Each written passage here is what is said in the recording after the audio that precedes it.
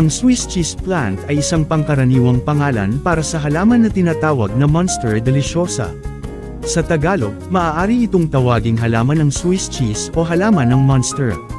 Ang Monstera ay isang tropikal na halaman na kilala sa mga malalaking, berdeng dahon nito na may mga butas at punit, na nagbigay dahilan kung bakit tinawag itong Swiss cheese plant.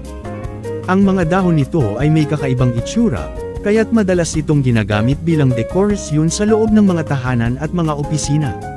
Sa kabila ng pangalan nito, ang Swiss cheese plant ay hindi talagang may kinalaman sa keso o anumang uri ng pagkain.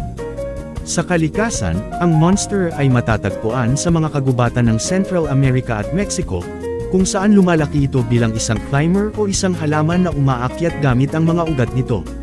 Ang mga butas at punit sa mga dahon ng Monstera ay isang adaptasyon upang tulungan ang halaman sa